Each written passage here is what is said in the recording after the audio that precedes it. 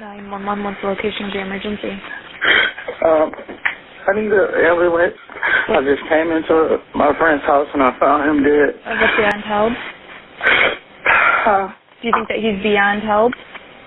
He's not breathing. He's not moving. He's gone. He's been like this, it looks like, for a minute. On the night of December 14th, 2017, a 911 call pulls officers to the Bayview Apartments in Lansing, Michigan, the kind of quiet complex that almost never makes the police scanner. But when they reach an upstairs unit, they find 29-year-old Donovan Lou Barfield on the floor, dead from multiple gunshot wounds. Neighbors say they heard an argument, then a quick burst of loud noises, and then nothing. No one can point to the shooter, but a few people do remember a car speeding out of the lot right after. At first, detectives treat it like a simple shooting. Then they start looking closer. The apartment tells its own story, messages, devices, and details that don't fit a clean, random hit. And before long, two names keep circling back, Anthony Brown and Neal Prince. Their versions don't fully match, and the gaps in their stories start to matter. Over the next few weeks, investigators chase rumors, check alibis, and apply pressure where it counts, until it becomes clear a key witness is holding something back. And when that pressure finally reaches the breaking point, one of the suspects walks into the station. Now we move from the crime scene to the interview room. This is the interrogation of Anthony Brown and Neal Prince.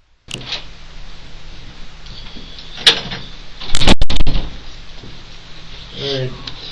I guess, Anthony, first of all, we don't really have... We just know your name's Anthony Brown for you telling us. We don't really know you. Could you give my partner your info, your full name? Do you have your ID or anything that has your face on it? Yes. Oh, good deal. Thank you. Go ahead and write that down. I spoke with Anthony briefly before we came in. He said he likes to go by Anthony. So. Oh, okay. Good deal. Are you from Lansing? No. Oh, where are you from? Illinois, Rockford. Rockford, Illinois? Okay, how long have you been up here? I've been up here since I was 6. I'm 21. Okay. Oh, so you've been up here for a while. Yeah, basically ready to. Who you living with? My mom, my sister. One detail makes this case even more interesting. Anthony Brown didn't get called in. He showed up on his own. After hearing his name mentioned on the news, Brown went straight to the police station, not alone either. He walked in with his mother and his sister, saying he wanted to clear things up and give his side of the story. And that's where this interrogation really begins. What you do is I'd like you to tell me about your, you remember the day that this happened, right? The night that you were supposed to play dice or whatever?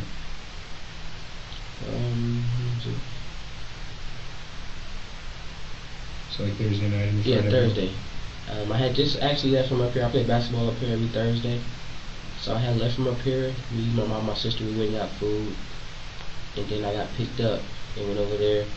And then she went and got me. And then when they came back, they were sitting there drinking and stuff. They ended up coming over. And then they like, find some dice. So they were supposed to be shooting dice. Couldn't find no dice, so they like, we can just leave. And his girlfriend came and picked them up. And then about an hour later, I called my mom. My mom wasn't answering, so I had my sister come pick me up. What time is this? What time did I get picked up? I got picked up around like 4:30. Okay. So did you text your mom and tell her, or your sister and tell her to pick you up? No, I had. And she picked you up around 4. 4:30. Yeah. 4:30. Okay. From Leander's? Yes. Alright. And would she be available to let us know that she did that? Yes, if she's not at work. Do you have her, what's her phone number? My sister's? You said it's... Or whoever picked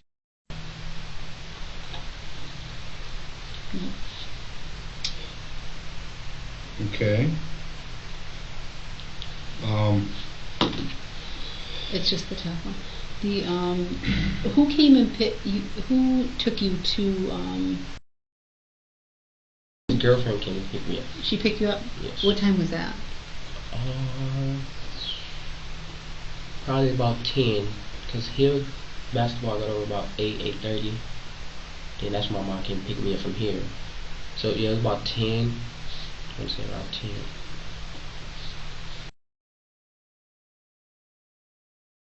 To her house, or she went and got Lou too? No, she dropped me off at their house. Then she went and got Lou like about 30, 45 minutes later. Is there a reason why? Do you know why she didn't just go get him since she's getting everybody? No, I don't even remember her talking to him. I just heard her say something about tell somebody else to go get him.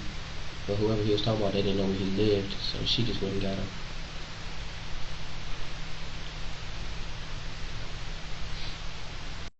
Okay. Yes.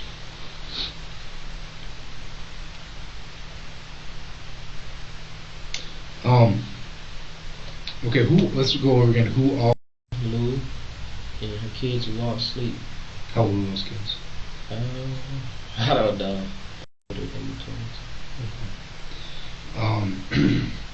So, how much cash did you have? You were ready to play dice. How much cash did you have on your purse? I had about $45. $45.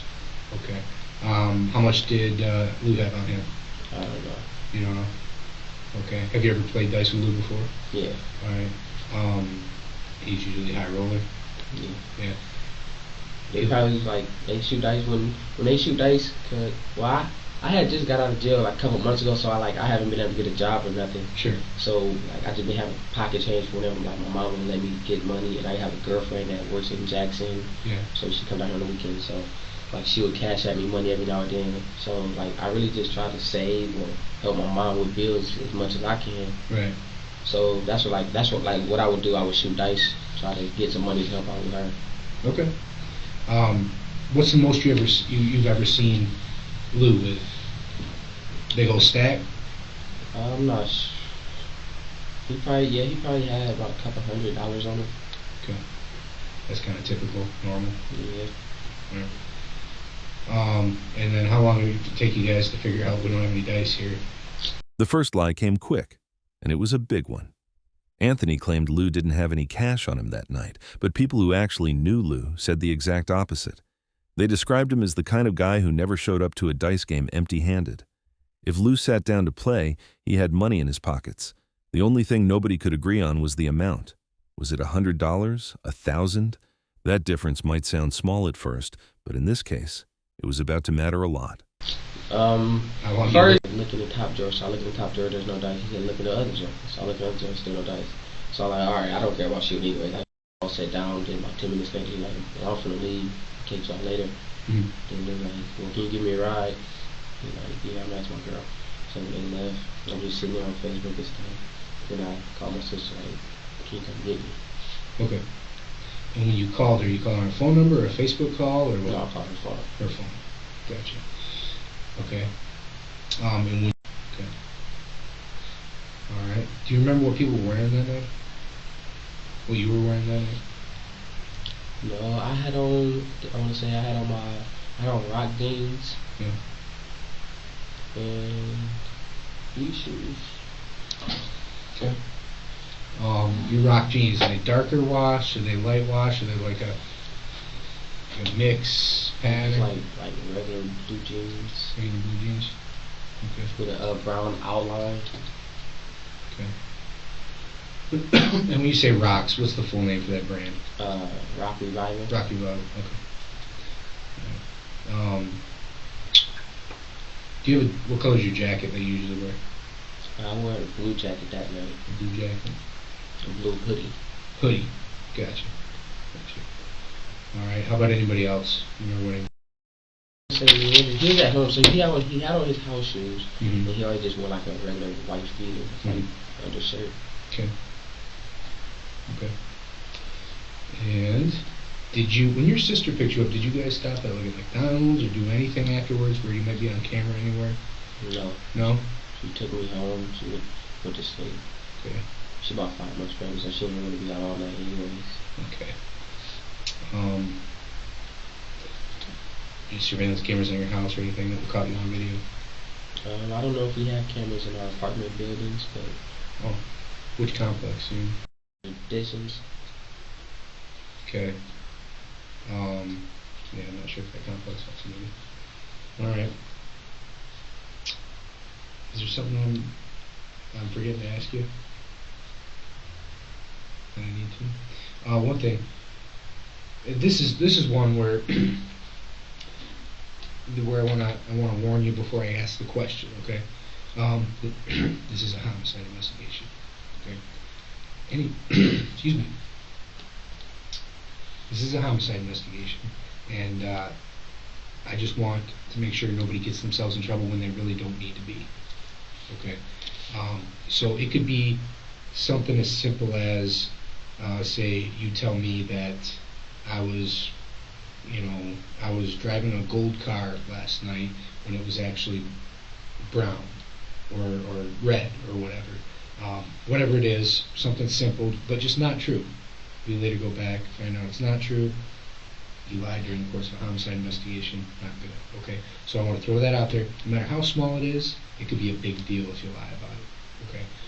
Now, having said that, have you heard what happened after the fact? Have you heard rumors of any kind? No, I just saw it all on Facebook, Mm-hmm. and then I saw everybody like tagging him into it, like rest in peace, Lou, stuff like that. Okay. Nobody told you, hey, I heard this person did it, I heard that person did it. Nobody says, I heard it was over dope or money or girl or No. nothing like that. If you had to guess, would you say it's Lansing people or Detroit people that did this? I'd probably say Lansing, just because like he was cool here. Yeah. I don't know what he had going on in Detroit, because he like, I never saw him leave like Lansing. Yeah. He always was here.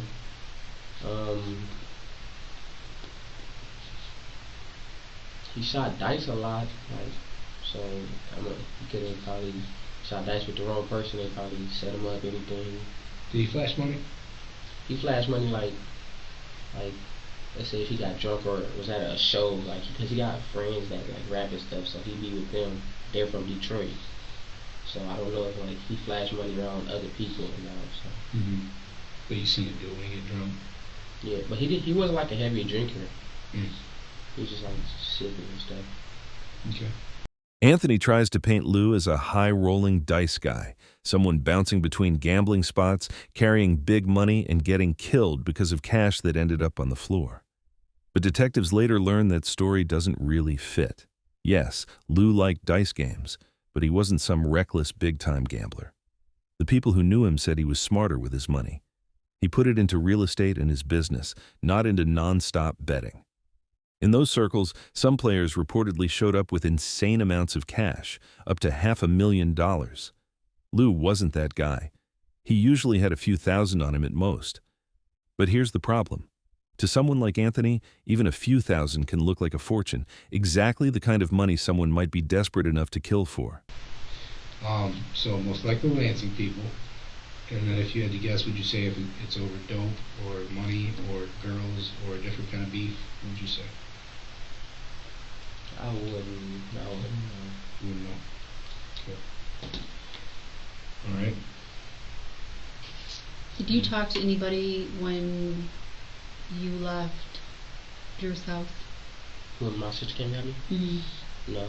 Anybody tried calling you, anything like that? Okay. And your phone wouldn't reflect anything like that? Okay. And then, do you drive at all? No. My license are suspended. Okay. Yeah, a lot of people's licenses suspended. Do you drive at all? I mean, you have a car, access to a car, your sister? We don't care. I mean, like, I'm not trying to trip you up on, oh, you were in a car. I really don't care. Okay. But, your sister's car, your mom's car, is it anybody in the house have a car? Yes, my mom. Okay. Does your sister have one too, or no? No. Okay. What's your mom's car? She just got this. I don't know how to. Like, how long ago did she get it? Like a month ago, a week ago? Probably like 2-3 months ago. It's okay. It's a Fiat. Okay. Yes, as good as you. What color is it? Black. Is it 4-door or 2-door? 4. Okay. And is it registered to your mom? Yes. Okay. Do you use social media at all? Yes. What is your tag on social media? Well, which one do you use first? I use Facebook. Okay. What's your tag on Facebook? My tag? Your name. And do you use anything else? Yes. What else do you use? Snapchat. And it's the same on Snapchat? No, I have to look at my Snapchat. I don't know.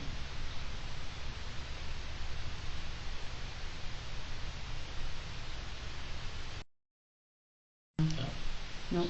Okay.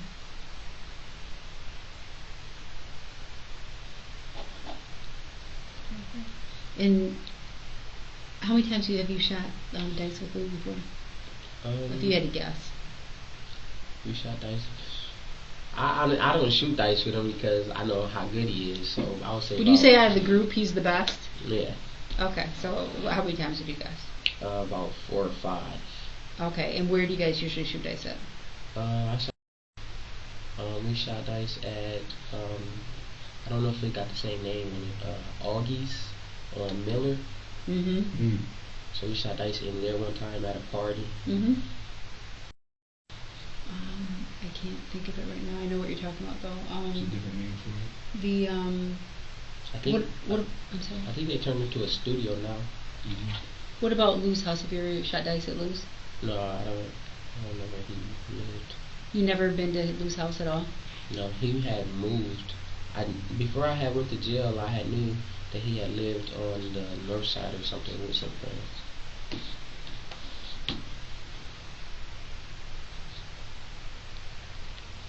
That being said, when you said you never been there before, you were not going to find your fingerprints in his house or any DNA or anything like that. No. Okay. Did you know where he lived or about where he lived or anything? No. And then you said you went to jail. When did you go to jail? What was your time frame there?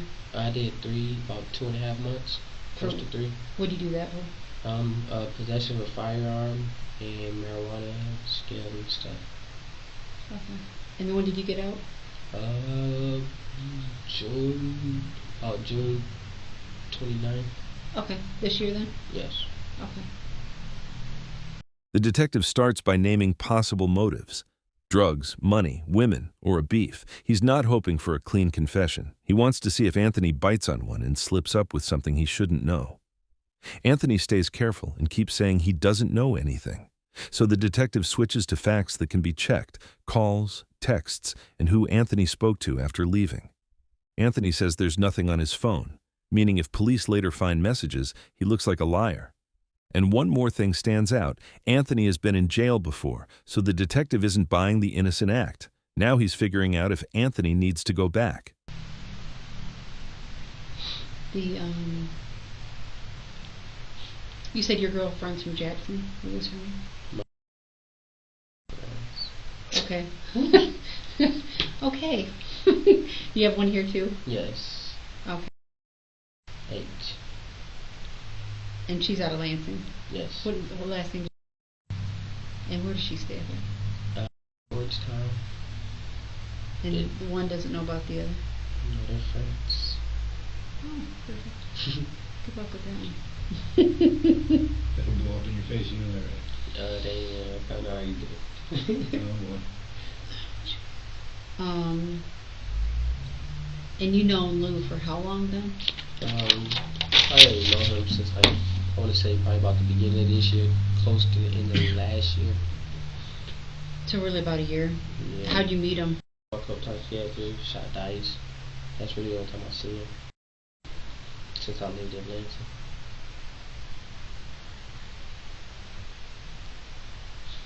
Do you think that Lou? No, cause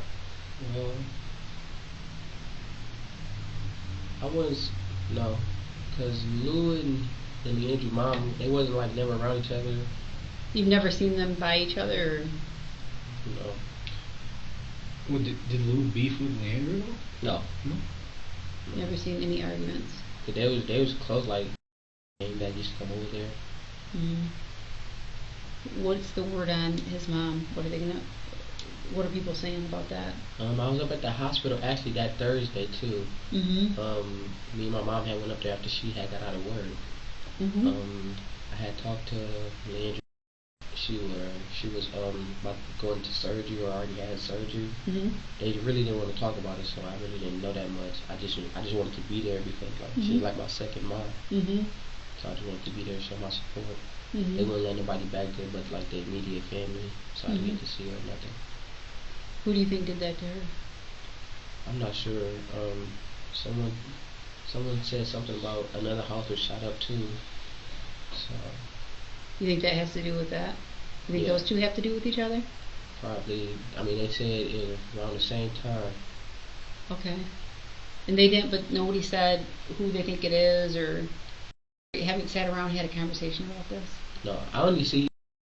So you guys don't just hang out all the time, it's only to shoot dice? No, I don't hang out no more, like, ever since I got out of jail, because, like, my PO tell me, like, stay from around felons, and I think half of them are on probation.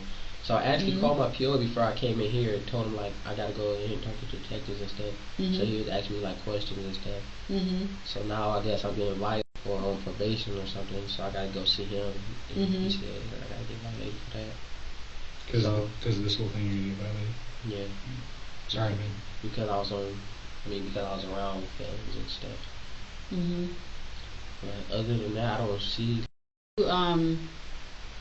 They got there after you guys were already there, it sounds like. Yeah. Am I wrong? No, they got dropped off while we were already there. Okay, what time did they get dropped off? Approximately. I wouldn't know. I have, if I pick you up with me, like flashing them, like, come shoot dice, come shoot dice. He was flashing them money or what? No, he was on FaceTime. Money, like, come shoot. He didn't know Lou was there, because nobody likes shooting dice with Lou, because he, like, never moved. And then I'm like, I'm broke. I only got like $45 on me. So then Luke got the phone, like, come shoot. Like, no, I ain't shooting you. And then he like, oh, you good, you sauce me out. So basically, there I come. Luke said, I'll find you right, because I got somebody on their way to me right now. Lou did? Yeah. Who said he had somebody that he needed to meet right now? No, Lou said he had somebody that would pick him up and bring him. Is he supposed to meet up with those people anyway, Lou, but for other business? Yeah. Okay. Did he say who it was, or did you hear him on the phone talking to those people at all? No. Like, when you get in the car, just tell him bring you over here, and I got what he need over here, and I give him to him over here, and just give him $10 for your ride. So he said I got what he needs, meaning the driver, that car. Star Street, then Lou telling me, like, do you got 24 ride? That's what he told me to text him. And then I said, you did be talking home. I didn't think we had called again. And then I said, he coming, because Lou told me, like, the dude said he about to pull up. But you didn't hear Lou say what the name was, who was picking him up? No. Was there more than one person in that car? I think it was, because back seat. Okay. Okay, then he said, how much for real for the ride? I said, 10 once you make it to Drew crib. He said, bet. Okay. When that car pulled up, what did that car look like? I didn't even, so they just walked in while we were sitting in they got like 2 living rooms, a front room, a back room. So we were sitting in like the back room towards the kitchen. They walked in, like, shoot, I'm on my shoot. So they walked in, and then where did Lou go? Lou was still sitting there. He talked about grab the dice. He asked me where the dice was. But he said he had to meet up with those people anyway. He didn't step out for a minute? Oh, yeah. He stepped outside first, then he came back in. Okay. How long was he outside for? Not long. About 4 minutes, if that. Okay. But no name. I mean, really think about this. He didn't say no, like, names, street names, nothing like that you heard on the phone, like, hey, or did he text somebody or something to say? I think it had to be all text because he wasn't on the phone. Okay. Is that typical for Lou to send out people to pick up people to get the game going?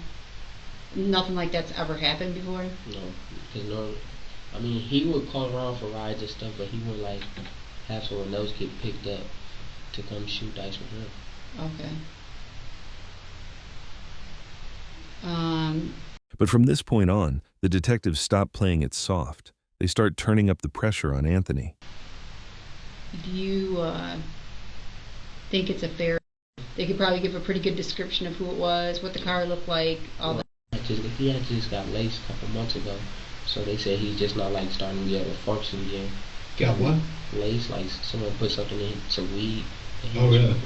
Messed him up? Yeah. So his brain issues or what? They don't really tell me about it. I just heard about it, like, from someone else. Like, this is what happened. Like, that's why he's not the same no more. Because in high school he used to be real goofy. Now, like, he just barely moves and stuff. When you talk to him, does he seem slow? What does he act like when you talk to him? he's starting to get better. Like I saw him once I first heard about it, like, cause like they got like a little rap group. So he was on stage with them before, like just dancing, like he just like stiff. Mm-hmm. So like, yeah, he just not like. Does he talk weird? Does he have a different voice? Does his eyes all over the place? I mean, anything like that? I try not to look at people like, cause like I would probably stare at him, like just if I knew him, like I'll probably stare and it'd feel weird. But when I'm around him, it's just like he just moves stiff.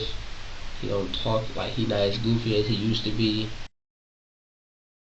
So like he by his side, so like nothing, like he don't fall. I don't know, like He like protects him. yeah. Is Nice. okay. Anything ever happened with that?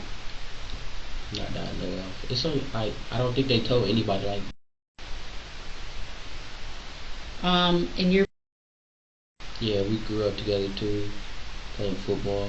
Why All do you- three of us played for the same league. Why do you think information? Why do you think that is? What do you think he's got going on? I don't believe Tyree would have anything like any extra information to hide. You don't think he has anything extra? Okay.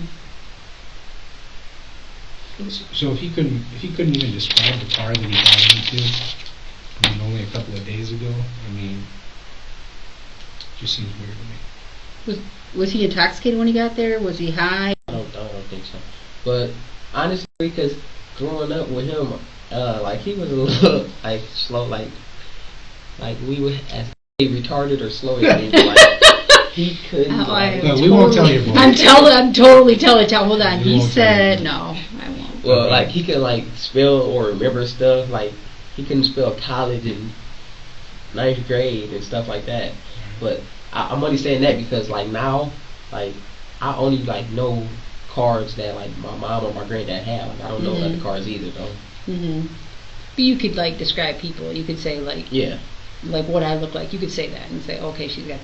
He saw me. He could probably put out a general description. Yes. Beautiful and gray shirt. And, Yes. Okay, but he could do that. That's not unusual or asking for something too hard. Okay, that's what it is. But I mean, to say you could say a body style or something like that, but he couldn't say a specific name. Is that what you mean? Like a specific? Okay, I got it. Let me throw out a scenario for you. Not this one, not what we're talking about with Lou and everything. I'm just going to kind of create something new. Okay. So you have a situation where it's similar. Guy in an apartment flashes his money, likes to play dice, and some guys that, I don't know how many, some guys that he knows show up, knock on the door. He knows them, he lets them in. Now, all these guys knew he had money, had a plan to take the money, but something happened. Somebody screwed up. Somebody made a mistake. Well, some of the guys that didn't have any type of weapon, they weren't there for that, right? They weren't there for that. The other guy, who might have had a weapon of some sort, screwed up. He didn't tell his boys this was part of the plan. Okay? There's a difference to me. The guy, don't get me wrong, it's still wrong to show up and rob somebody. But there's a huge difference to me in, the guy that was just, hey, I'm going to do a quick cash grab here and get out, and the guy that murdered somebody. Now let's say that person that didn't have a weapon, the person that was there for the ride and didn't kill anybody. Let's say that person decides to talk rather than wait and get caught, right? Let's say they decide to talk. Yeah, we might have to deal with some issues like with an attempted robbery or this or that. Yeah. But at least they're not a murder suspect, right? Am I right there? Yeah. Okay. At least they didn't wait until the police figured everything out and then want to say, oh, okay. All right, I fucked up. Okay? Because then you got no credibility if that person is in that situation. Then they don't have any credibility. But if they want to speak up beforehand, rather than make us figure everything out, Yeah, you were a witness to a murder. Yeah, you went to rob somebody, but at least you're not on the hook for murder. Right? Big difference there. Big difference. Now, if that scenario means something to you, if it strikes a chord with you, if it makes you think about something, let me know. Okay? Does that mean anything to you? Does it mean anything to you? Okay. How about the person that, hey man, I just shot dice or tried to shoot dice and hang out with that guy last night and he's dead this morning, and then we start hearing whispers, oh, I heard Johnny did it, I heard Bob did it, and then show up and tell the police, I don't know nothing. What about that person? Do you think they should be, you think, hey, you know what, that's not how we do things on the street, we don't snitch, we don't do this, we don't do that, so it's okay that I don't tell the police. Okay. Do you think they should get in trouble? Yes. Do you think they should still get in trouble? Okay. Because what? They're lying during a felony investigation, during a homicide investigation, right? Okay. So I'd be a shitty cop if I didn't ask you. Did you have anything to do with Lou's death? No. Okay. Did you hear about anything after the fact? Any rumors? Anything? No. I just saw everything on Facebook. Saw everything on Facebook? Okay. Your fingerprints and DNA will not be in his apartment at all? Because you've never been inside that apartment? No. Never been inside? No. Okay. And you're willing, would you be willing to take the polygraph on that? Yes. Okay. On those questions? And what would the results of that be? True. I've never been in. Anthony agrees to take a polygraph and acts calm, almost too calm, like he has nothing to hide. Whether that confidence is real or just an act, only he knows. But behind the scenes, detectives are building a different story. Data from his iPhone places his phone near Bayview around the time Lou was killed. They also find texts from that night about shooting dice, which doesn't match Anthony's claim that he stayed home. And with every ping, every message, and every timeline check, Anthony gets pulled closer to the murder scene. All right. Earlier you said after you didn't receive any phone calls, or I know you called your sister, but you say you didn't receive any phone calls or anything. Andrew, I'm sorry. Andrew. Wrong name. After you left the Andrews house, or when you're waiting for your sister to pick you up, did you share any communication with anybody except your sister? No, I tried calling my mom. She didn't answer, so that's when I called my sister. Okay. I'm going to give you the benefit of the doubt here because maybe it's nothing, but shoot dice. He did? Yes. Okay. His girlfriend lives do a cut. Right. So we shot dice over there before. Yes. Before. Okay. Now, that's just something you forgot to leave, or that you accidentally left out, or But that? and anybody else? No. Okay, we're sure because we had to kind of get that out of it. Okay, what? I'm confused. Did you just not remember, or were you holding it back for some I reason? had forgot that. I had talked to him, like, he's calling me at the same time I'm trying to call my ride. Mm-hmm. So I talked to him and I clicked over. Yeah. So that's when yeah, so that's probably where I forgot that. Okay. Now, maybe you want to take a second and look, because I don't want to mistake you forgetting for lying. Okay, I don't want to make that mistake. So maybe you want to take a second and look and see if you had any other communication. Go ahead and take a second.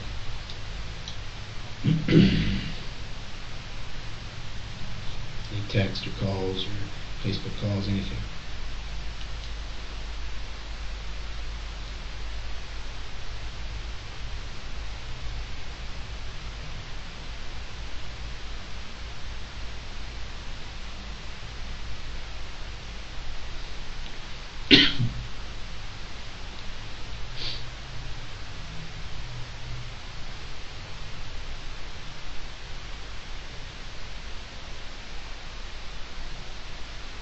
No text. Go ahead. And my call log doesn't go as back far. No. Okay. Do you remember what anybody was wearing that night?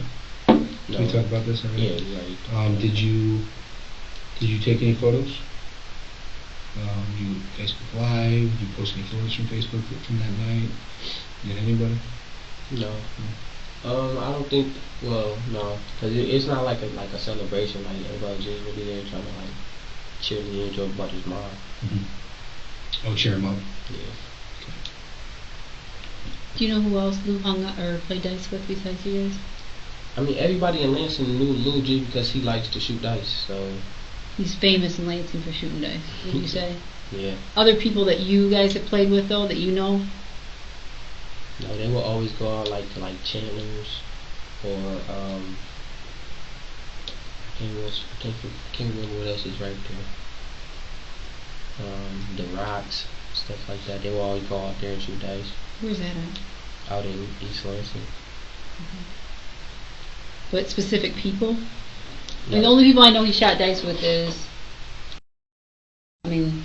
No, they when they would go shoot dice, they would go like because it's I guess they know people from Detroit that lives out in Chandler's and the Rocks and stuff. Mm-hmm. They even know a couple of MSU football players that they used to bring to Leandrew House to shoot dice.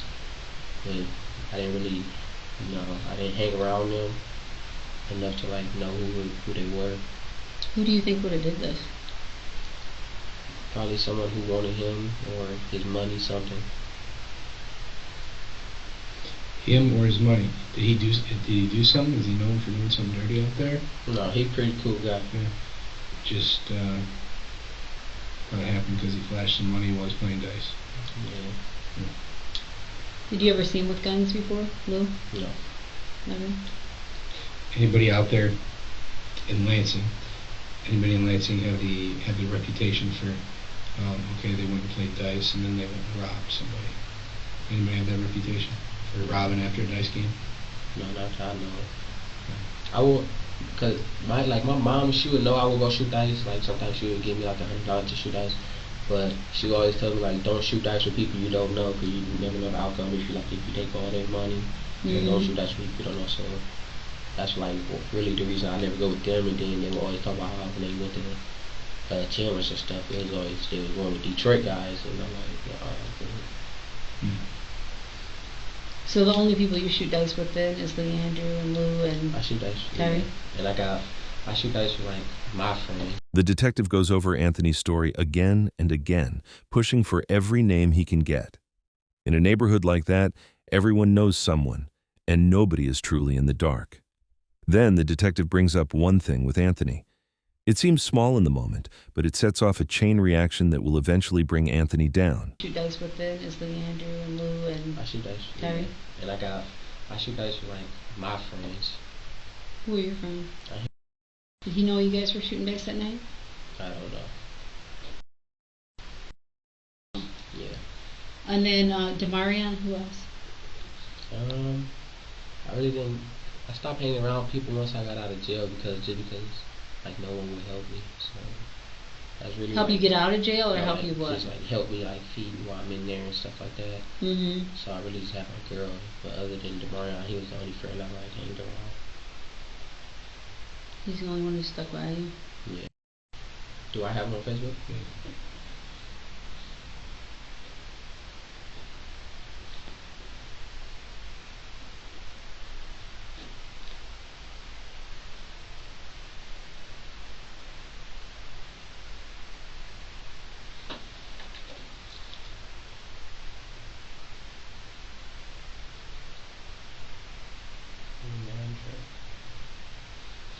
So just in high school, it just always be them three.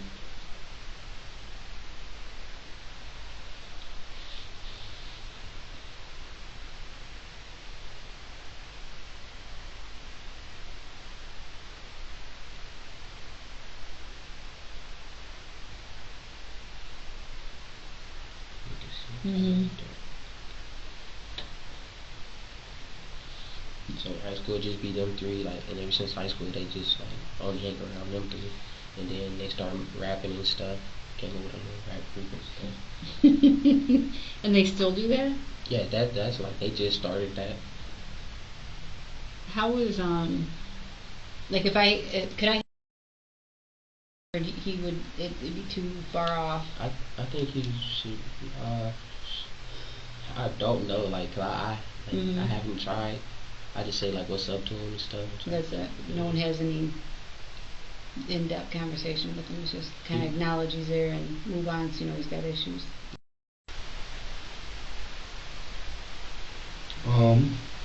One second, I gotta respond to this here. Who never talked about anybody like giving him trouble or problems or anything like that? Would he ever talk to you guys about people you knew in Detroit? Did you ever go to Detroit with him? No, I never. You never went to Detroit with him? He never talked about his Detroit people, his family, anything? He never talked about his family or nothing. I remember, like, I think before I had went to jail or something, I think he was telling everybody about how he was just about to have a kid. Oh, okay. He seemed pretty happy about that. That was Yeah. good news. Okay.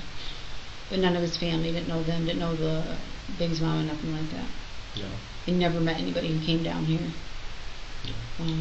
Did you know if he had a roommate or anything like that? No. I always saw him by himself. Okay. He didn't drive a car. No. He's never riding the same car. I never saw him in any car. Oh, okay. Did he ride a bike?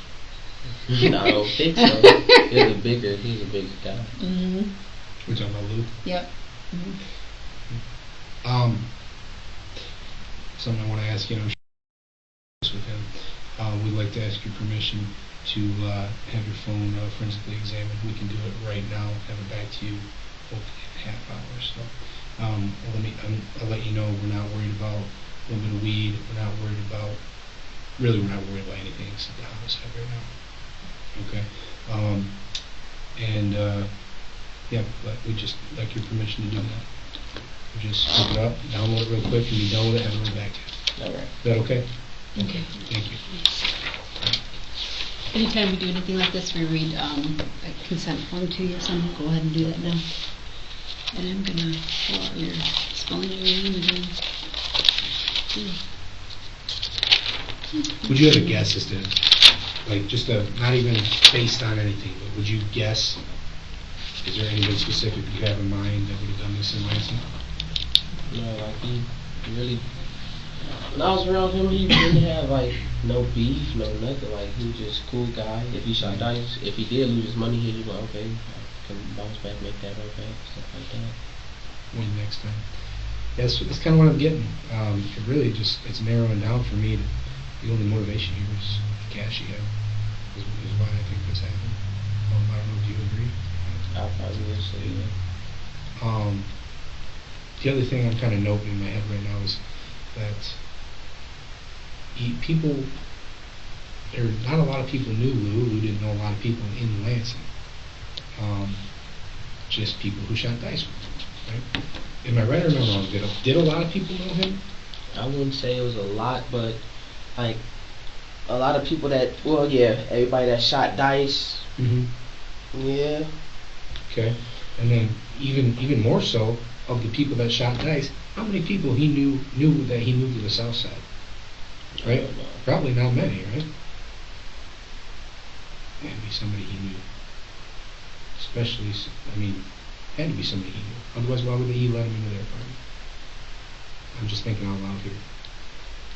Now, who is? I'm sure you've been to other parties where maybe there's that type of person that you don't want to shoot dice against, and you just kind of stood back and watched rather than getting involved there.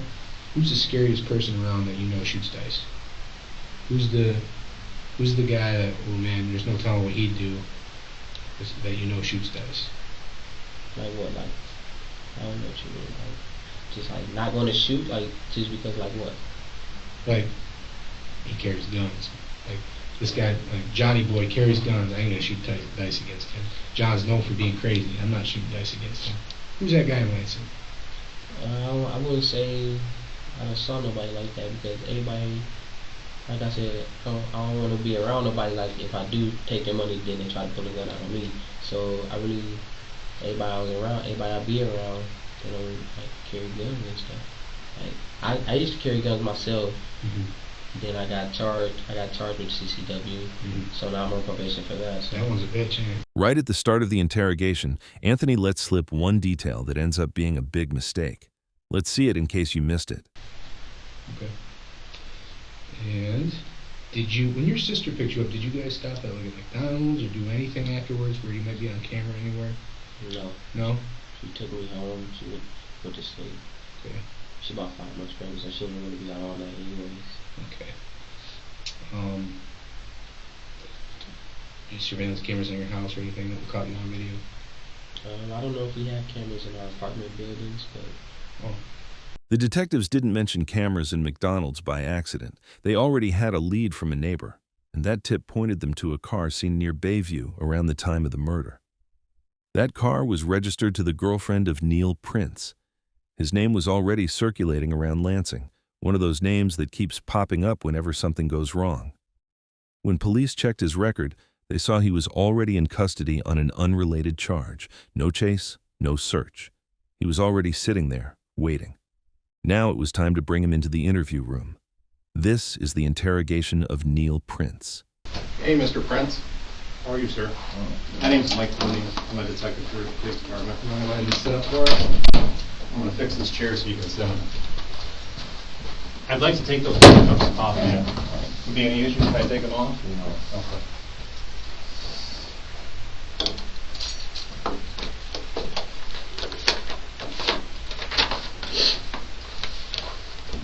What do you go by? What's your name?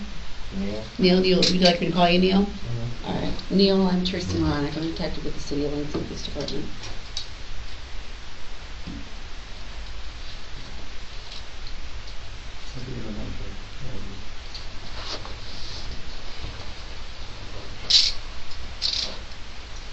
We're going to get some basic information from you, okay, Neal?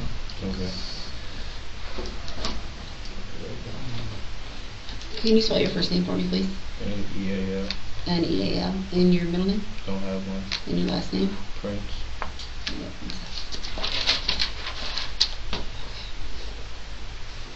And spell Prince for me.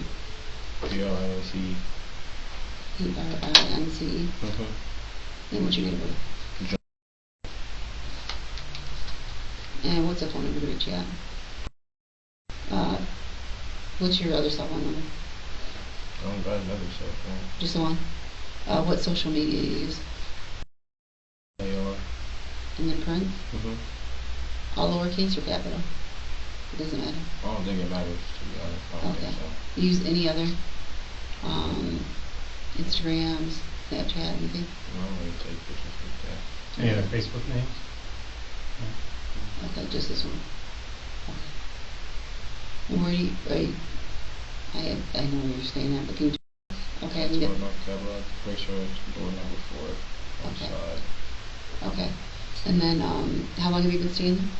We moved in like 3 weeks ago. Okay, 3 weeks ago. 3-4 weeks ago. I think like second week of December. Second week of December? Okay. Yeah, I think that's like 3 weeks ago. You born and raised in Lansing? Where'd you go to school? I was supposed to graduate year 2018, but I got a couple credits, so I'm doing online school. What grade did you make it through? 12. 12? Yeah, I'm just missing like 3 credits. Oh, so you were real close now. You working anywhere right now? Nobody called me back. Trying to get a job though? Okay. Do you know why we're sitting here talking to you? No. Do you have any idea at all? No. And they came to my door. They busted in. We're here to talk to you about a homicide, okay? That's what we want to speak with you about. Homicide? Yep. Before we speak to you about that, we have to read you your advice of rights. You ever been read your advice of rights before? I think so, yeah. Okay. How many times have you been read them? Once? Okay. So I'm going to read through them. If you have any questions about them, you let me know, okay? You have the right to remain silent. Anything you do say may be used against you in a court of law. You have the right to consult with an attorney before speaking to the police and have an attorney present during questioning. If you cannot afford an attorney, one will be appointed for you before questioning. Do you understand what I've read? The detective reads Neal his Miranda rights, then calmly lays out why they're here and what this interview is about. Okay. Do you have a question about any of those? Okay. If you understood what I read, I just need you to sign right there, and all you're doing is saying that you understood what I read to you, okay? Oh, actually, you signed right here. You said yes, that you understood, right? It's Meal, right? Prince. Okay, sign it also. It's cursive. However you normally sign your name. Whatever your you- signature is, Neil. you Like do. how you sign a check or. Whatever you're comfortable with. That's all right. They Not don't even even- teach it in school anymore, you know that? They actually do in some schools, Really? yes. Awesome. But it's kind of a waste, I would agree with you. I know she kept looking at the light. What it is our lights will automatically turn off and then turn back on. So it's not that someone keeps looking in here because, just so you know, that's just what it does. It just kicks off. I was sleeping with I thought they put like a little black thing over the window. No, you should see it when there's little kids in here because they'll be running up and down and then boom, it turns off and comes back on. It's kind of entertaining anyway. Knowing what we're here to talk to you about, does that jog your memory at all? Andy, what we're talking about? Okay. We want to speak to you about a homicide that occurred over on Bayview on December 14th, specifically. Okay. Understand that we did not come to your house, and we're not talking to you by, it's not just random, just didn't pick your name out of a hat. We have information available to us that we think that you have some knowledge about that incident that you can share with us. Okay? We want to get your side of the story. Everybody has a side of the story. We want to hear what you know about the situation, what went on that night. Details like that as far as what occurred. Where do you think would be appropriate to start? I don't know what you're talking about. I don't even know. Neal Prince's name doesn't come up by accident. He and Anthony Brown ran in the same small Lansing circle, same dice games, same friends, same late-night hangouts where everyone knew who Lou Barfield was. No one can say exactly how close they were, but they were close enough for detectives to start connecting the dots. Let's start with this. How long have you lived on the North Capitol address? Like 3 weeks. 3 weeks. Do you remember when you moved in there? Like the 2nd of December. I don't know. It's my 2nd of December. Okay. Where'd you live before that? On the east side. Where? On the Woodlawn. Woodlawn, okay. At the dead end by Morris Park, the little pool. Yeah. On Woodlawn, who'd you live with? My mom, Anybody else stay there? my sister, I don't know if I talked to her. What was the numbers there? I'm sorry, I missed that. The duplex. Oh, okay. Who lives with you on Capitol? My mom and my sister. Mom and your sister? Anybody else? No, we've been struggling, so we've been house to house. You've been what? I said we've been struggling, so we've been house to house. In there, what room do you have a bedroom in there? And Capitol? No, it's a little small little place, so I usually just sleep with my mom and my sister, to be honest. Either room? Yeah. Okay. And it's a little bed and different, but I ain't sleeping out there. You guys haven't been staying there on Capitol very long. Anybody else stayed the night there? Any friends or anything like that? No? Seemed like you had to think, were you just thinking about it, or somebody might have stayed there?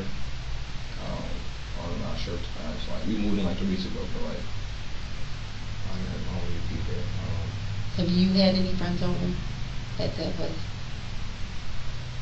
Nobody came to stop by, check out the new digs, nothing? You just know that you've not had any friends, but you don't know if Jayla or your mom has. Is that what you're saying? Okay, but you have not. Okay, you shaking your head no, does that mean no? Okay. Who are your good friends that you hang out with? You ever seen like when we leave high school, you already know, like you separate from your parents, they go to college, go separate ways, so Not really hanging out with anybody then? If you are going to hang out with somebody, who would it be? But do you remember December 14th? Do you remember where you were at or what you were doing that day? no. You said that's your only phone, right? The iPhone. What color is like the back of it? Do you know what model you have? Gold, I think gold, Do you remember what model it is? like a year. Like there's an iPhone 5, 6, 7, Oh, 8, 9, 6. X. 6S plus or 6 or 6 plus. Okay. Does anybody else use your phone? So there'd be no reason for your phone to be separated from you. You're normally, if your phone's somewhere, are you normally with it? Okay. Do you ever leave the house without your phone? No, you always take it with you. So you can have a way to, everybody takes their phone with them everywhere, right? Yeah, like if my phone would be off, like the bill not paid, I leave it at home. There's no point to have it. How long have you had that phone? Like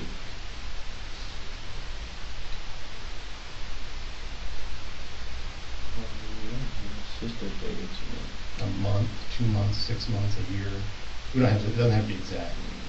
I want to say like November when we lived in Woodlawn on the east side.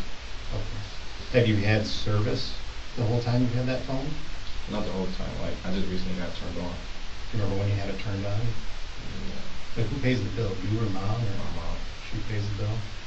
We don't have to pay anything. When you don't have service, how do you get in touch with people? I don't, so I just don't do that. So I say like my phone, my bike, at home. Do you use like Wi-Fi? We don't have no Wi-Fi. No, I mean like when you're out and about to communicate, so you can communicate with people. No. My phone's tweaked. Like if it's off, I'm just gonna leave it at home. When you do communicate with people, is it generally through text, Facebook Messenger? Usually like they'll call me or something. But Do they call normal, or like a lot of people make calls through Facebook Messenger nowadays? Do I get called normal or they'll FaceTime. number of FaceTime? Okay. And you said you don't really remember where you were on the 14th?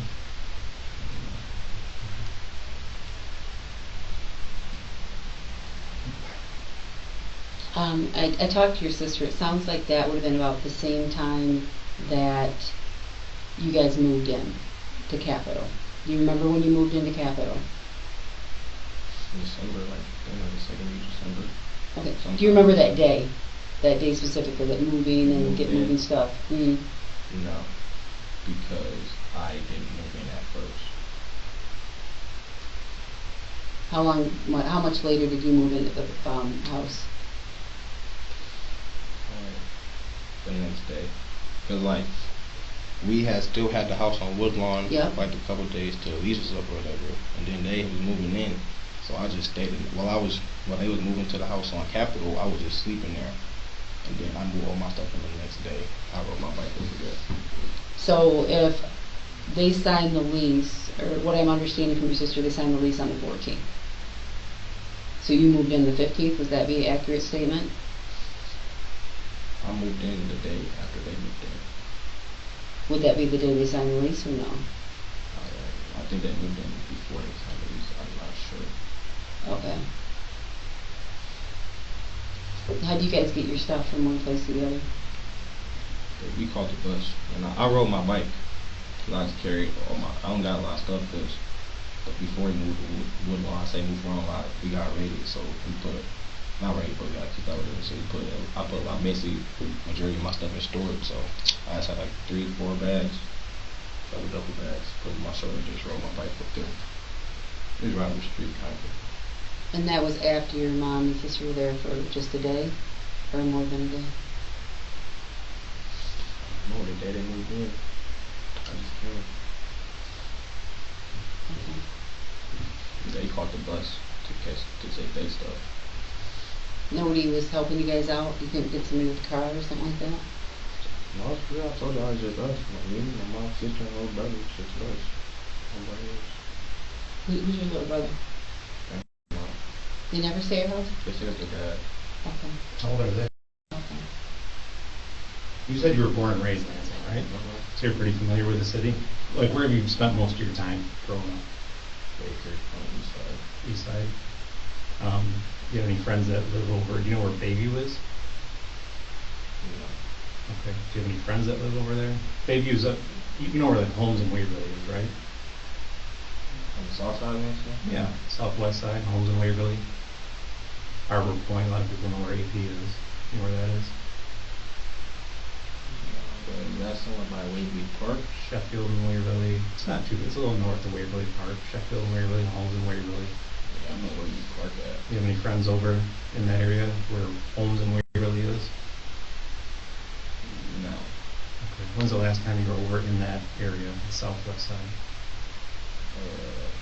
When we used to live over there. When was that? This was like in the summer. We moved like, And so recently, within the last month, you haven't been over there. you know, Visit a friend over there? you know,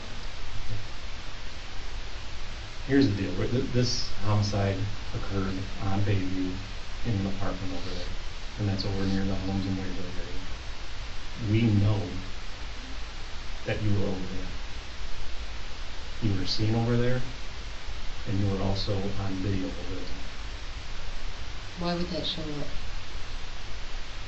I don't know if you watch the video, that's not me. I don't know if you watch the video.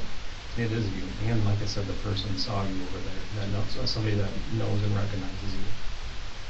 Yeah, I'm gonna cut the wrong person. So what we want to do here, listen to me, it's not the wrong person, but what we want to do here is, one, we can't put words in your mouth. So I can't give you possible scenarios that occurred, but everybody has a story, every situation has a story. We know something happened over there. We know you were there. What we need you to do now is tell us the circumstances which occurred. Because there are a lot of circumstances that can explain why situations occurred. But like I said, I can't put words in your mouth. It's got to come from you. So knowing that, and I know you don't know me from Eve, but I'm not BSing you. We didn't pick your name or your apartment at random tonight. We're not talking to you just for no reason at all. We're talking to you because the stuff that I'm telling you is the truth. So what we need you to do, take a deep breath, explain to us what happened that night over at the apartment on Bayview. I don't know what you're talking about. That's not me. You watch the video, whoever said they know me. I don't know me. I don't know me. Okay. Like I said, let me ask you this. Did you know that there was surveillance footage in the apartment? Did you know that there was surveillance footage in the apartment? Yes or no? Yes, I don't know. Okay, I will tell you, there was surveillance footage in the apartment. You are on the surveillance footage. Do you realize that? I'm not bullshitting you. So that I'm giving you an opportunity to tell us what happened. No, that's not me. So, you watch the video or something. Okay. So, knowing that you're over there on video, somebody has identified you. Both Neal and Anthony end up on camera. Lou's roommate, Joe Woods, had a computer with a motion-activated webcam. If someone walked into the room, it automatically started recording. And that night, it did. The footage captures 3 people moving through the apartment, going through Lou's things and tearing up his room while the camera quietly records it all. Woods also met with detectives the same day and gave them everything he knew, helping them start putting the timeline together. What you're about to see is that footage.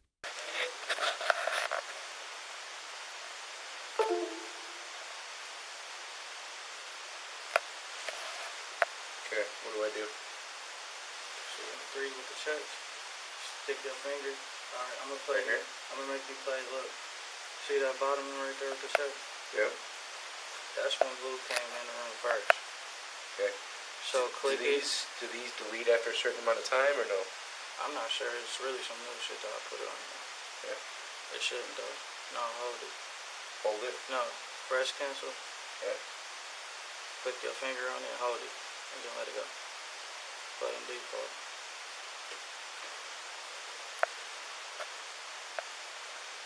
This is Lou?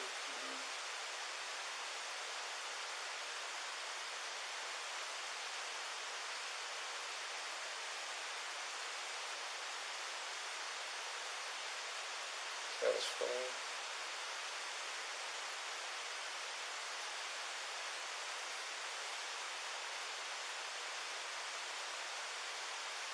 Okay. Go to that one right there. Do the same thing. Oh, this is the one I just watched, right? No, that's the next one. That's the next one.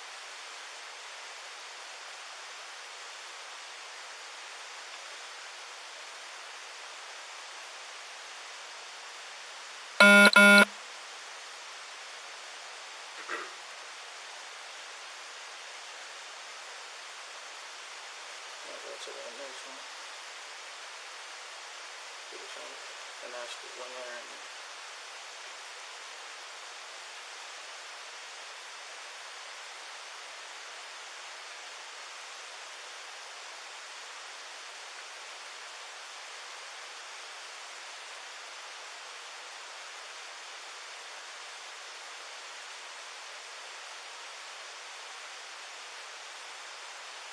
What's he holding? Change box. Change box? Yeah, just Like quarters and stuff? and shit.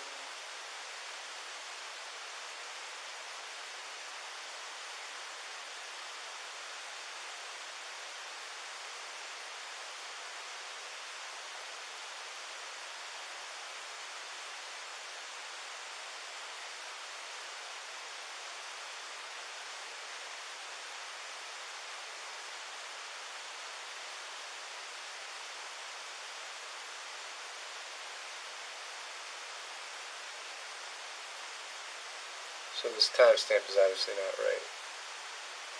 It's on military time, I think. Yeah. Right, See but the time right there? Right, but this didn't happen at 10 p.m. at night. The time might be messed up on the computer. Right. Hold on, what is that? 22? It should be 10 p.m. Okay. Is there any more? Yeah. Hold on. Right there. This one? Yeah. Yeah, 'cause the time is back on that.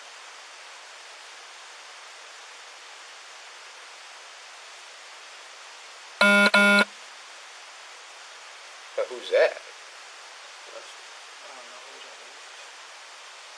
Like they do it for like nowadays, so I don't know or something. Well, that's different than the other two guys, isn't it? No, he was the one that was in the other video too. Was it? Yeah, both of them. Okay. So we're talking about two guys, not three?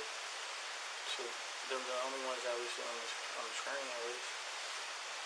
Somebody had to be at least in there with him. And, So you think there's a third person in the room with him? it's gotta be. If they in here, if they in the room, where is he at, you know? Right. Who's with him? If I just X out of this and just close it? Yeah. Okay. Yeah, how far down do these go?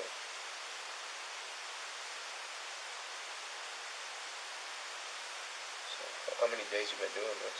Or how many I days? just recently put it. After watching the camera footage, detectives aren't guessing anymore. The faces, the movements, the timing, it all matches up. At this point, they believe they know what happened and why. Now they want the one thing evidence can't fully replace, a confession, not a rumor, not a theory, just one of them finally saying it out loud. There are certain items in the apartment tonight where we found that came from that apartment. Do you understand that you know what? Do you understand that we're not BSing?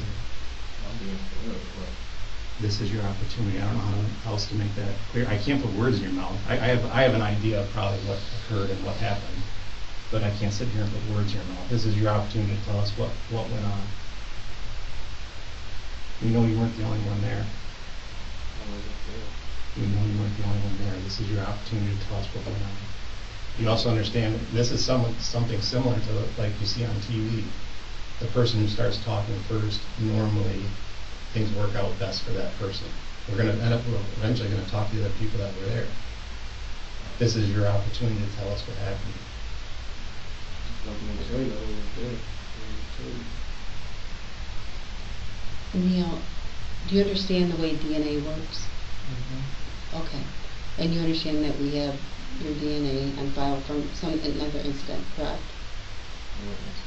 You were wrapped up in some type of burglary. You were arrested for something in the past. Okay. And then they typically take your DNA for something like that.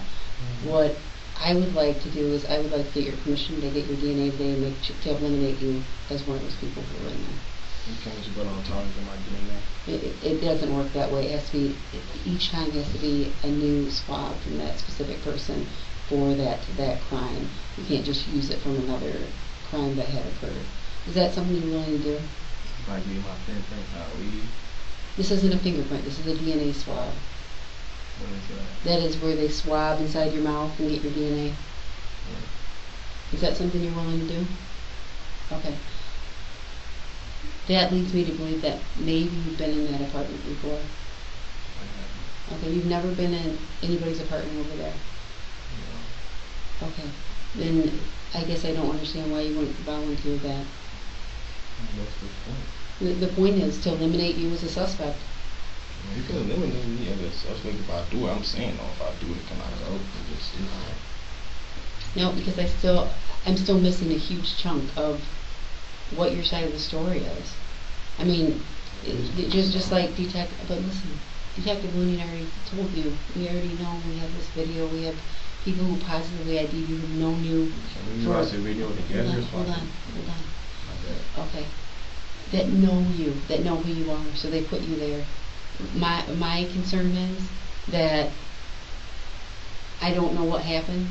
I don't know if you're being railroaded. I don't know if you're being falsely accused, or if you were not the main guy in the group. I don't know.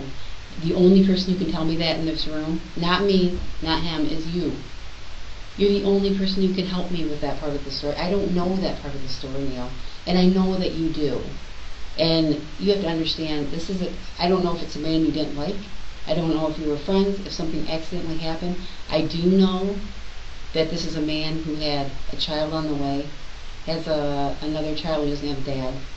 I watched a mother cry over her lost son.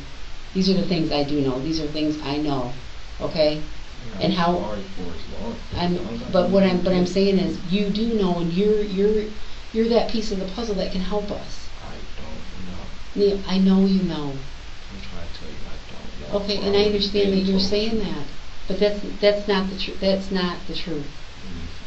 Neil keeps trying to explain his way out, but the detectives don't budge. Every excuse he throws out gets cut off. Every angle he tries gets blocked. By this point, Neil isn't just talking in an interview room. He's trapped with nowhere left to run. It's not. I know that you can help us. I don't know anything. I'm totally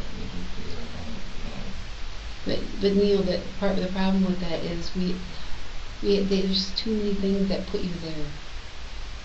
There's a dead man's property in your apartment that you've only lived in for a couple weeks, you're telling me. What property? I'm telling you that there's a dead man's property in your apartment. I'm telling you that I know that someone had put you in that area, and you're telling me that you weren't there. I know you were there, but what I need to know, Neil, is what happened. You're the only one who can help me with that. I need to know what happened. I don't know what you're talking about, and I don't know what property you're talking about. Yeah, I'll show you for sure. Okay.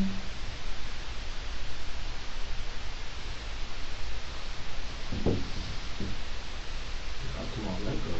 What's that? Come on, let go. It goes on let go for 150. Yeah.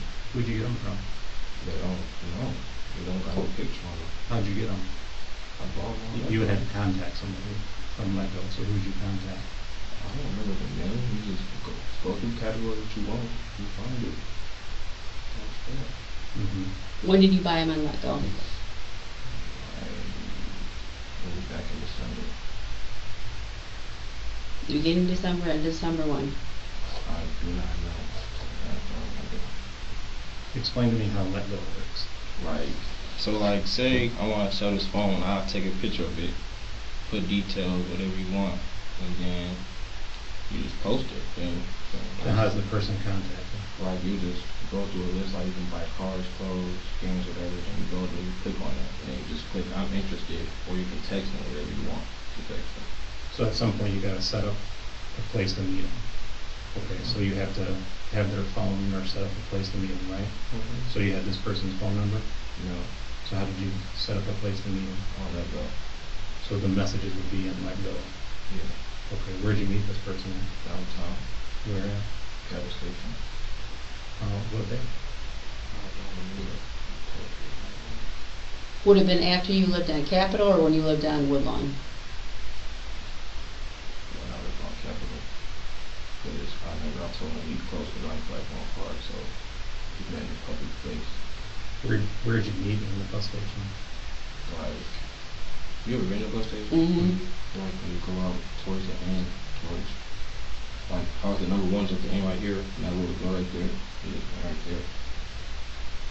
So we'll be able to see on camera exchanging. What did he have shoes in, or did you just hand them to her? Anything with the shoes. Okay. So we'll be able to verify that. No box, no nothing, just shoes. Mm-hmm. Remember how we were talking about DNA earlier? Do you know a little bit about DNA? Okay, DNA is something that we all have in our body. It's unique to all of us. Your DNA is different than mine, is different than hers, different than everybody else's. So they can check the DNA, and we can find out who's been wearing these. Okay?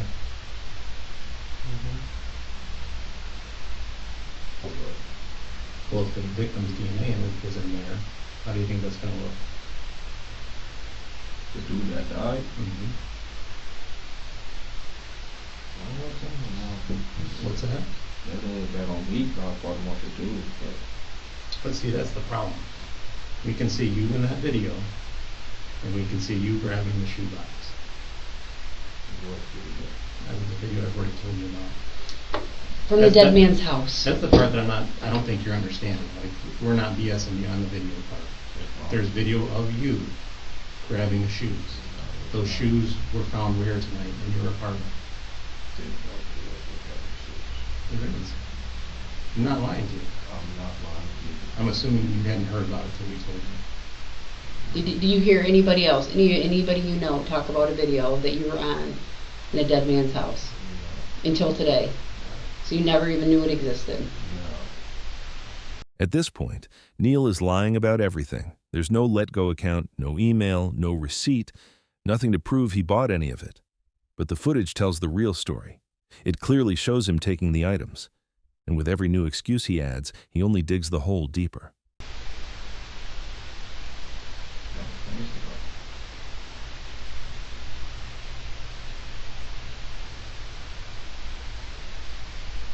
This is your opportunity, Neal. Tell me about that. I bought it for $20. Where'd you buy that? Downtown.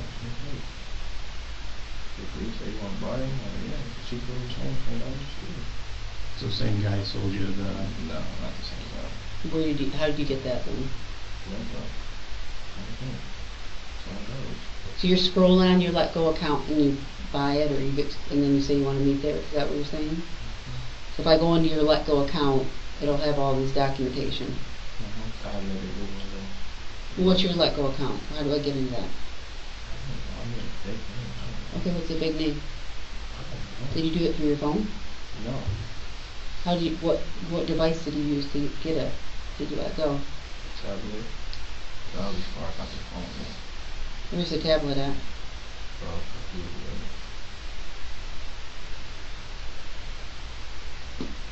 You ever worn this before? You've never worn that before? You ever worn the shoes? Took a picture. Took a picture in what? The shoes. But you never worn that? No. Well, I took that shoe, I took the picture. I didn't wear it because I was waiting to find a chain. What did the picture look like? What were you wearing in the picture?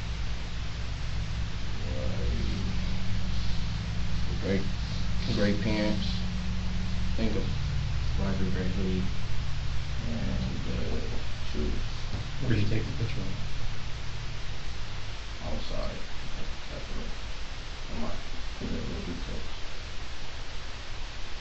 Who took the picture for you? You post it somewhere? Are you sure about that? I don't know if I said this to you earlier, but when we're investigating a homicide, that if you're not truthful to us, that can get you in a lot of trouble too.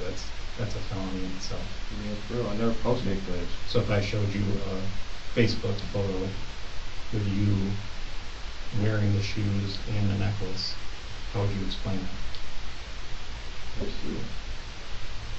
Are you pulling that out? Yeah, but that's on it. Okay. Do you I care? got the other one. Don't put, yeah, Okay. I'll find the other one.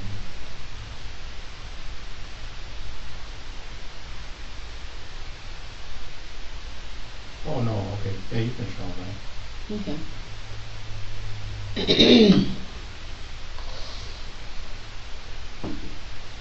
What? Okay, that's you wearing a dead man's necklace and a dead man's shoe. Tell me about that. Hold up, Chris. I know it's Okay, not now there. hold up, before you keep speaking. Plug thought shit was sweet. I doubled back and he ain't see shit, or he didn't see a thing. Tell me about that. That's a song caption. That don't have nothing to do with the dead man. That you went back and got his stuff. No, Gang miles. Okay, what you're not understanding is people saw you there, okay? There's video surveillance of you inside when this happened. The dead man stuff is inside your apartment.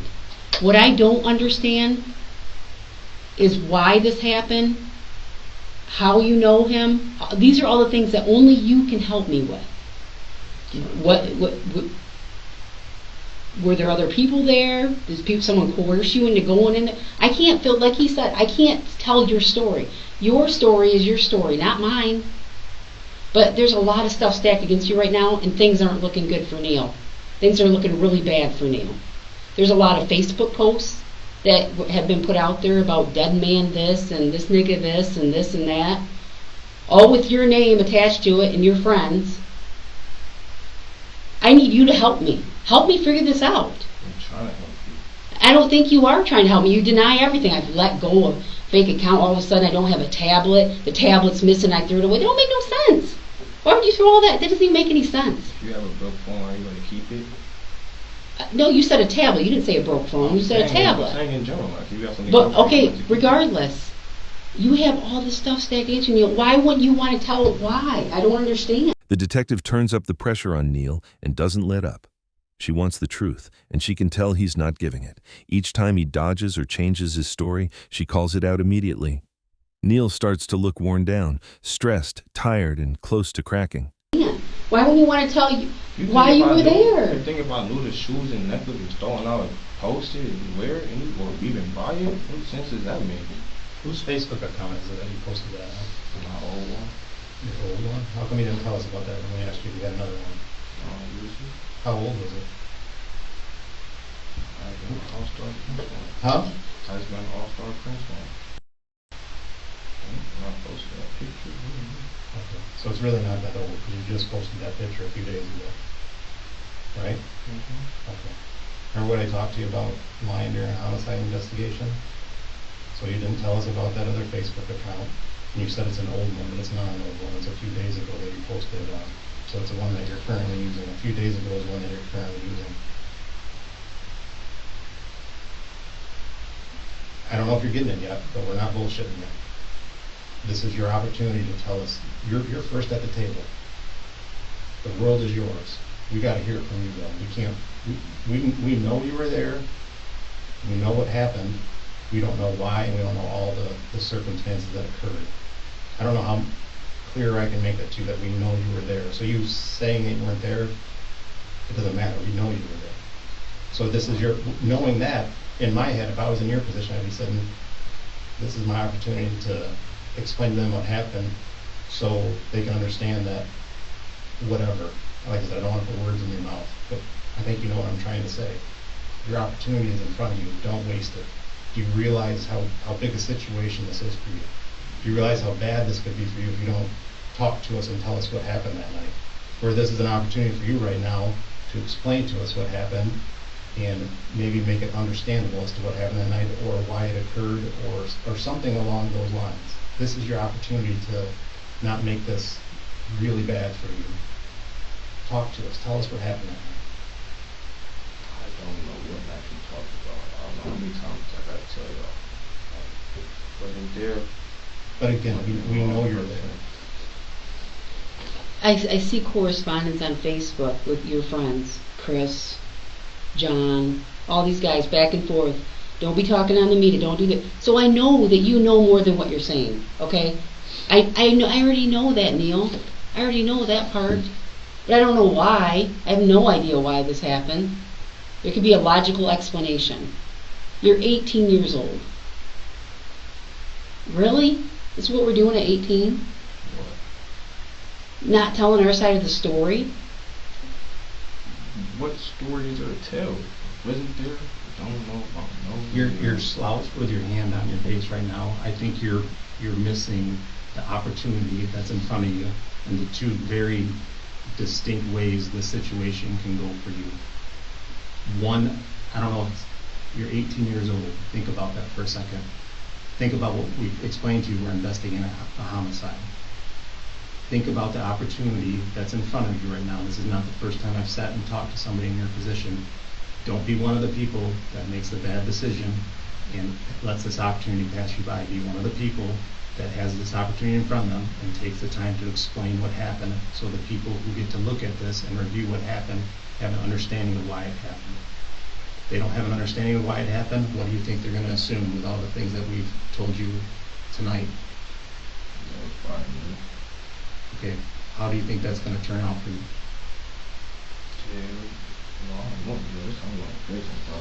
So, with that understanding, talk to me about what happened that night. This is your opportunity to tell us what happened. You think? No, the saying that you weren't there, we know isn't true. You think if I knew a story, I wouldn't tell? If I'm known from the I do.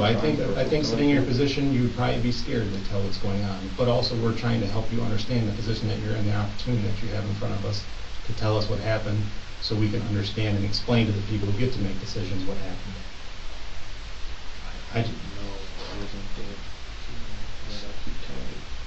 What can we do to make it? Has anybody threatened you to not tell us what happened that night? What can we do to make you feel comfortable to tell us what happened that night?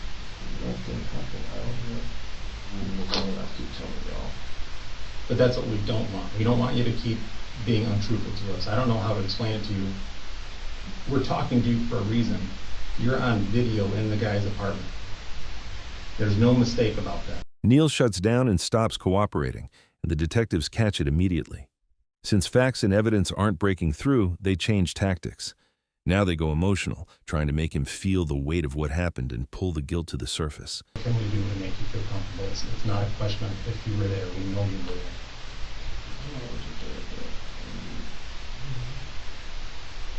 Neal, do you think that we were lying about having video footage of inside that apartment?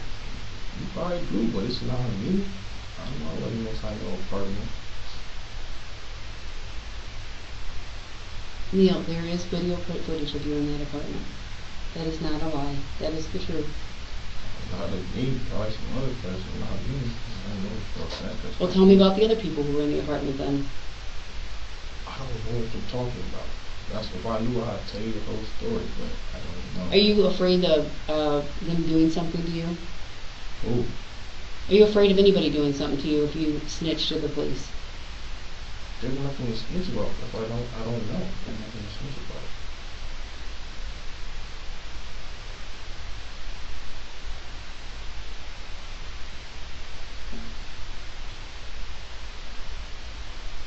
You don't want to take advantage of this opportunity to help yourself out, Neal?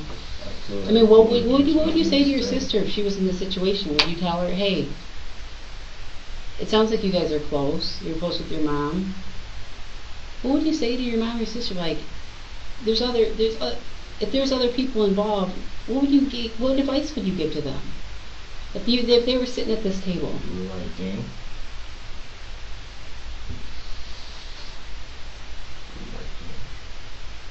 Would you explain it to them? Hey, if there's X amount of people involved, you better start speaking or problems are going to come your way. Would you give them that advice, or you'd be like, just don't say nothing?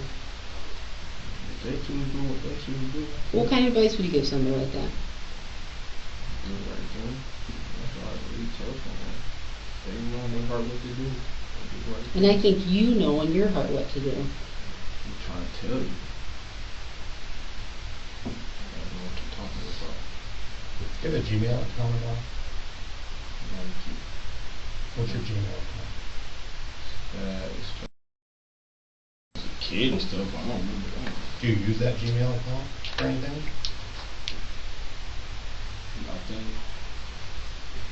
Like, you know, I just into that, but I don't use Gmail. You use any other email? Do you have another email address that you use, like to purchase things or to get up on Let Go or anything like that? There's going to be no other emails accounts with your name on them, or a fictitious name, or.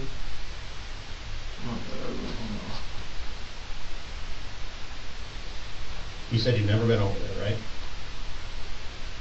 So when we're able to use your phone to put you over there, how would you explain that? Do what you want. I know what to do.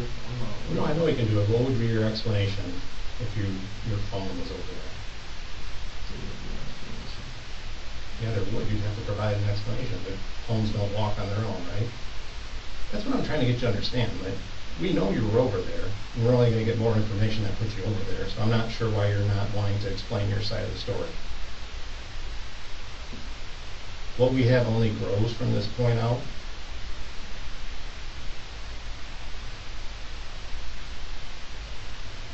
Tell us what happened. Don't say again that I don't know what you're talking about, I wasn't there.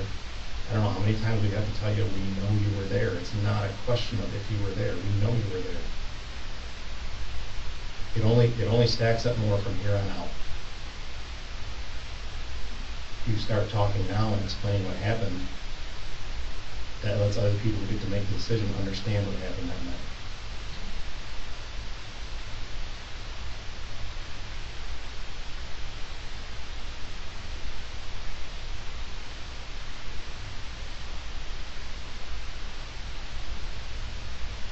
Tell us who you were with, tell us what happened, tell us, there might be a reason that will be like, yeah, that makes sense, we understand that. There is, we know that. Is there a reason why you wouldn't want to tell us before the other people you're going to talk to tell us their side of the story? Neal, I know this has been weighing on your mind. I can tell by, your sister can tell, she knows there's something up with you. She doesn't know what it is. And something's been weighing on your mind. And I have a pretty good idea what it is. But I just don't know why, Neal. That's what I need to know. I need to know what took place there. Did something happen where you had to defend yourself? I don't know. But I know all those noises are just being repeated in your head over and over again. All that stuff that happened that night. Whatever it was. A push of a table. A big bang. Something. All that keeps clicking, click, click, click, click in your head. And you just repeatedly see the whole scenario over and over again. This is your opportunity to tell us why. I don't know why. I ain't got no grief on my shoulders. I sleep good at night. I ain't got no working with people. I just chill.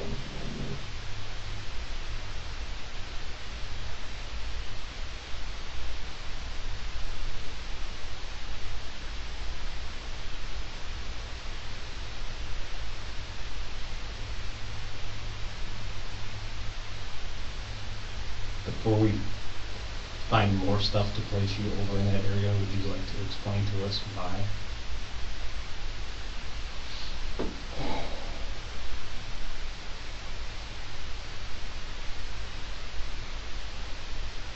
In your head somehow, are you sitting there thinking this gets better for you somehow?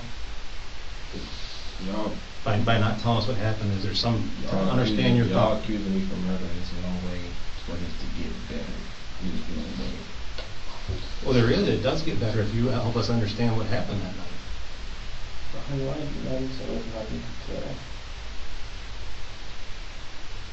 So you didn't do something, so who did do something? I don't know what happened. You do know. Neal, you were there. That's not disputable. That is not a disputable fact. We're talking about facts. You said you didn't do anything that night, so who did? Get yourself out of it. Pull yourself out of the hole. You're in a hole right now.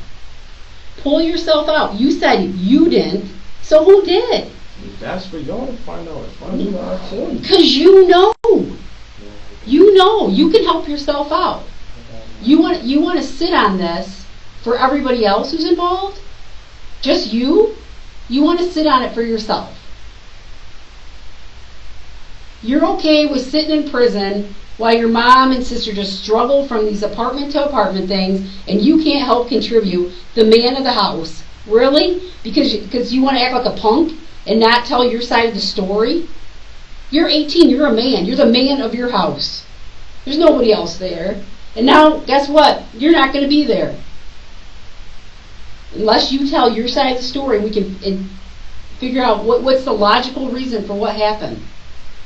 We need to know what happened. And you can tell us. You can help yourself, Neal. It's going to be pretty lonesome for your mother in guessing you're probably the protector of that house. You're the man of the house. Is that an accurate statement? Mm-hmm. You look out for those two ladies. Those are the ladies of your life. And you're willing to put all that aside to not tell your side of the story. which could have some logical explanation of what happened that night. We know you were there, I just need to know why. But you're willing to give that up. Picture your mother, picture your sister, and who's going to protect them now? I mean, seriously, these are things you got to think about. How would you feel about that? They got left. If you ended up doing prison time, how would you feel about that? Knowing that there's no one out there protecting them. I'd be sick knowing I got locked up for something I wouldn't do. But no care about your mother or sister. Yeah, of course I care about that. Well, that's not what you said. You said you'd be sick about yourself. And you think that in general, like, anyone trying to do, they can talk to me when they want to, talk to me. Start small. Tell us whose idea it was. You can start small. Tell us a little bit about what happened. If you don't want to talk about yourself, tell us about who you were with.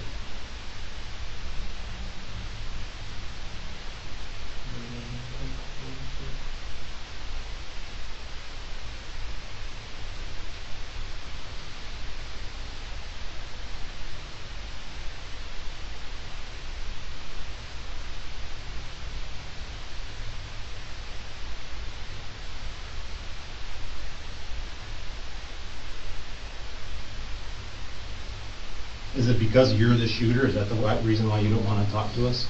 Because you think this doesn't get any better for you? Look at me, Neil. Is that why you don't want to talk to us? Because you're the one who did the shooting? I don't want to talk, there's nothing to talk about. I wasn't there. If you didn't do the shooting, why don't you tell us who did? We know you were there. I wasn't there. Talk to us, Neil. I'm trying. Come on, lift your head You're up and talk to not. us. You're sleeping, and I'm having a conversation with I've you. been here like Be an a- hour and a half waiting, and now y'all trying to blame me for murder, and y'all just expect me to just sit here and tell everything when there's nothing to tell because I wasn't even there. What I'm asking you to explain to me is why you were in a dead man's apartment. That's what I'm asking for you to explain to me. Why were you in there? I wasn't. How do you know him? No, who? You're going to tell me you don't know Lou. Really? Who is who? Okay. You might not know him by name, but you'd know him by dead body. I'm sure of that. If I put a picture of his dead body up here, I'm sure that might ring a bell from that evening. I've never seen a dead body before. On TV, but not in real life. Well, By this point, the case against Neal Prince is stacked. Detectives find his DNA and fingerprints inside Lou Barfield's apartment, along with signs that items were taken from the scene. When they search Neal's home, they recover Lou's shoes, his gold chain, and a brown leather bag. Then, they dig into Neal's Facebook activity, and it only makes things worse. Before the murder, he messaged people about needing money and looking to hit a lick, slang for committing a robbery. After Lou was killed, Neal posted online in a way that sounded like bragging, acting like he enjoyed what happened and saying he wanted to do it again. When detectives confront him about the stolen items, Neal claims he bought them on LetGo.